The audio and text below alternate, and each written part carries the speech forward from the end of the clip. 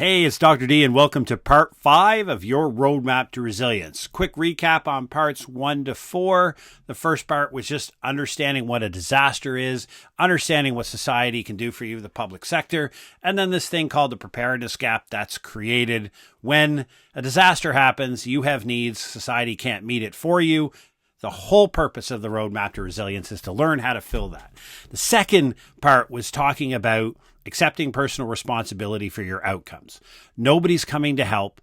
The average first responders are somewhere from 4,000 to 5,000 to 1 residents to first responder ratio in most urban areas. They're not coming to help you in a major event.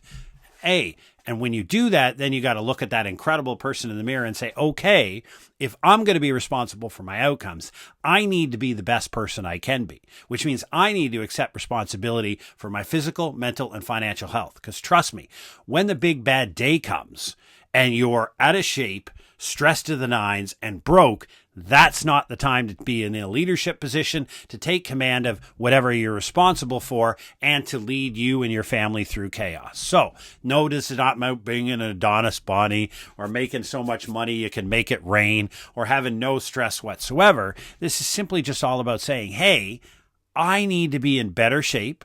I need to be a less stressful life, and I need to know that if I lose my income for a couple of months, life is going to be okay.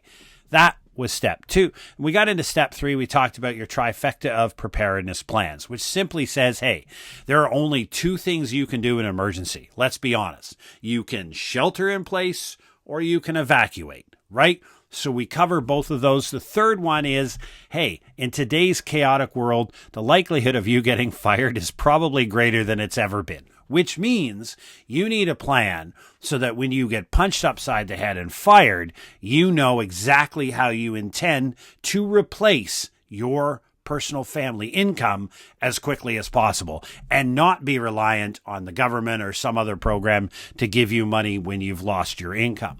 That's your trifecta of preparedness plan. That gets you rock solid.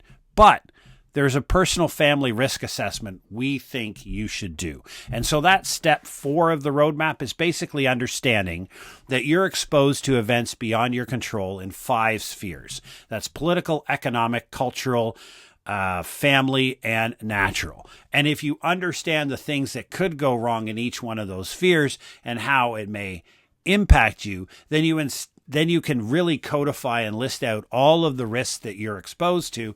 And then we teach you how to codify them in low, medium, or high, understanding that in the high, which is an unacceptable level of risk, this is intolerable for this situation to continue. That's only going to be a handful, maybe 3 or 4 for the average family or business. And then you're going to sit down and develop strategies to mitigate those to the greatest extent possible.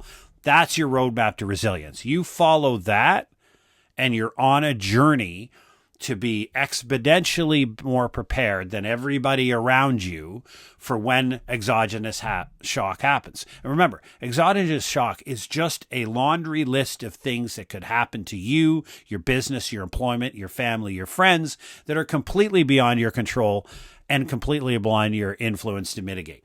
This is why the Roadmap to Resilience was created, to take all of the evidence and research that we have.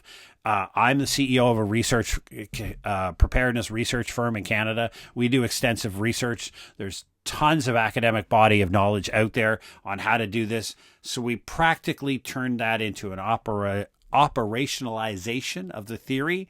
That's the roadmap. Now, part 5, what we're talking about here today, is about, okay, I got that squared away. But what if I want to take it to the next level, right? What if I want to Atari the world? What if I want to take on and see what I can really do? Well, there are 4 suggestions that come out of the research that say exactly there are specific ways that you can really try to up your resilience game and, to colloquial call it, take it to the next level, right? And so the first one that we're going to talk about is taking a deep dive into one of the risks that you face. Now, you've identified the intolerable high-level risk in step 4. Some of those are going to be difficult for you to mitigate, and they're going to require significant additional effort. What we recommend is that you take one of them and do the deep dive. Now, this is not a monetary investment. This is a time and effort investment into talking to your network, talking to your friends, talking to your family, seeking out experts, reading a great deal, watching a great deal, gathering as much information as you can to learn how to mitigate it. It's a commitment of time and effort to figure out how to address this risk that you identified, that you determined was very difficult for you and your family to tolerate. The next one that we offer is build your social network. We know from disaster research going back 300 years to calamities that have affected all around the globe, the single greatest indicator of those who have better post-event outcomes is the strength and the presence of strong social ties, right? So your social networks are your key to better post-event outcomes. That's what makes your growth exponential and resilience, is when you build strong bonds. Because strong bonds represent social ties, and they're grounded in trustworthiness and norms of reciprocity. Norms of reciprocity simply mean that we will exchange ideas. So if I give you something, you'll give me something if I come and ask for it. When you think about that, it's grounded in the theory of social capital, which I've lectured a great deal on, wrote a bunch about, and I'm on the board of directors of the International Social Capital Association. So basically what it says is, when you build strong ties with your community and your network, what you have is embedded in that network are resources. So we have human capital, which is education, knowledge, and skills that are embedded in the minds and lives of humans. And when you have a big, wide open, strong network, you have access to all of those skills. You have access to physical capital, the possessions that other people have that you may have access to help you out in times of an emergency, and financial capital. You have access to potential other sources of short-term funding within the social network that you have. That is exponential. It costs no money, but it takes time to build. Now, you have these networks already. You have a small group of friends. You have a membership in a faith organization or a community club or an activity. You're in a sports league. Those are all social networks that you have. Now, the one part the research really does talk about is what we call linking social capital. And that is the strength the community has with the local government, right? So the idea is building strong community ties is very, very helpful. Leveraging that with your local municipal councillor is exceptionally important. When you do that, you influence rules, laws, bylaws, regulations. You influence how your community operates because you have direct access to the people who make decisions. I'll give you a prime example. The neighborhood that I live in, we have a very strong community association here, and it meets fairly regularly. When the local councillor is asked to come, he comes because he understands the power embedded in that network to influence his successful re-election. He's there. He knows that this is the strength of the community and the voice of the community, and he shows up and he listens and he takes it back to city council. That strong linking social capital across the power divide leads to better post-event outcomes. So think about that. You build strong social networks. The second one, or the first one that I spoke about, was taking a deep dive in a high risk. The third one is when you think about, we talked about in step 3, your trifecta of preparedness plans, right? We talked about the timeline of 14 days. Some people want to be able to provide their animalistic requirements of food, water, shelter, health, safety, and security for more than 14 days, which is our recommended timeline. And we give the evidence why 14 days makes sense. They want to go longer. They're thinking like a prepper. I want to be able to provide the lost sector of critical infrastructure for a period of time exceeding 30 days, right? And the one that I use as an example that's most common with people is power, right? I want to be able, like I run a digital business. I do this. This needs electricity, right?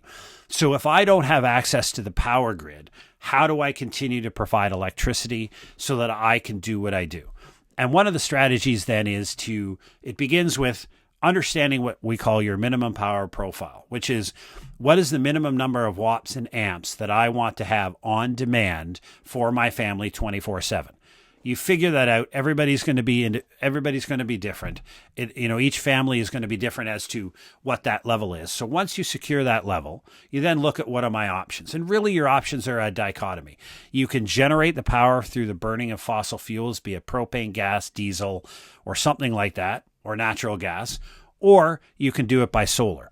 So you have to create power generation and create power storage, because you're not going to be generating solar power at 3 o'clock in the morning, and you don't want a generator running 24/7 in your backyard, because the amount of fuel required for that would be ridiculous. You need an underground storage tank. So you want to create through power generation and store it in a battery so that that battery has power you're available to 24/7. So you do the math, you figure out what it is, you choose the option. Now, this is one of the very few cases in preparedness where you might have to expend money, and it's not cheap money. So the point is how do we do this in the most effective way with the least amount of investment? Now, there's lots of strategies, ways to, for example, I give it, and I read this in a story online, and of course, this is hearsay. I have no idea if it's true, but it sounds really cool, so I'll repeat it, right? There was a small community of people on a street that wanted to be able to provide permanent access to Wi-Fi, the internet, basically, whether the power was on or not, because they had periodic power failures where they lived. Some of them, because they were a bit rural, they would, according to them, would happen reasonably regularly and be out for a couple of days at a time. So they just wanted to make that problem go away. But this wasn't a wealthy area, and people didn't have all of the money. So they created a local 50-50 draw under a charity where 50% of the money was a cash prize, 50% of the money went towards creating a solar farm. When I mean solar farm, I only mean 3,000 or 4,000 watts of solar power that they could generate and a battery system to store it, so that they were able to create a permanent power source for a internet modem to be hooked up on a hardwired, so that they could have access to the internet whether power was on or not. And they didn't want to worry about cell towers. It was just straight from the modem. And they figured it out, and it worked. So there are ways and strategies to do it. Some of them are going to require a little bit of expenditure of money, and we're not big fans of that here, but there are some cases where that happens. So deep diving into one sector of CI that you want to be able to recreate or replicate for an extended period of time puts you in a bit of a world of a prepper, but that's the intelligent side that we like to think of. The last one is multiple lines of income. There's a report out that states that by about 2030, near 50% of income is going to be earned from gig economy, which we consider precarious employment, right? In the days when the Atari 2600 came out, for those of you who are old enough to remember that, we literally had most people worked single family income at a permanent job where you're going to work for 40 years. You're going to get a defined benefit pension plan from a very healthy company or the government, and you would be just fine, right? Your family would retire on that. You'd have vacations. Everything would be great. Now, this isn't about whether we want that world to be recreated. It's about understanding the world we live in now doesn't look like that, and earning income doesn't look like it used to be. So it doesn't matter whether we like it or not. It's about adapting to the world we live in now and understanding that because of the internet and because of access to 4 billion people as potential customers, we have the ability to monetize our hobbies, our likes, our things that we love to do on the side to be able to create other streams of income. This is not having 5 full-time jobs. That'd be crazy. This isn't even 2 full-time jobs. The idea being is that in a family unit, however you may define that, having multiple streams and lines of income insulates you against the loss of a primary income. Because remember, what we're trying to do is mitigate against significant harm. Now, you have a trifecta of preparedness plans. You know exactly what you're going to do when your income fails. But having multiple lines of income creates a different off-ramp, creates a different roadmap for you, a different level of insulation, so you still have money coming in while you're over here up and executing your trifecta of preparedness plans on what I'm going to do next to replace that lost income, you still have other lines of income coming in. And there are many ways to do it, many expertise or entrepreneurial journey. I'm a fan of Alex Hormozzi's books on $100 million offers, $100 million leads. There's Dan Cohen, Chris Williamson. There's a whole bunch of great speakers on YouTube that talk about how to be successful in the digital age. Seek that knowledge. Seek the understanding of how you can turn your hobby ideas, things that you love to do, into an additional line of income. It's the world we're living in. And again, it doesn't matter whether we like it or not. Nobody cares if we like it or not. Nobody cares if we yawn for the world where, everybody should be able to earn a living wage off every job. I get that. And I advocate for that too. But that's not the world we live in. Okay? So successful resilience means you embrace and love the world you're in and figure out a way to be successful.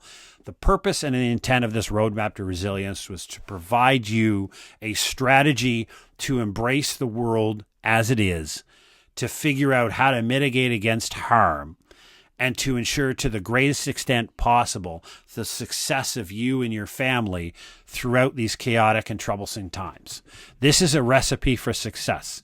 Nothing is ever guaranteed. There is zero chance of reducing risk to nothing. There's zero chance that you won't be punched upside the head by some harm in the future. But a roadmap to resilience puts you in a position where you are most capable of mitigating that to the greatest extent possible and supporting you and your family. That's what it's here for, right? So thanks for watching all 5 of these in the series. We appreciate it.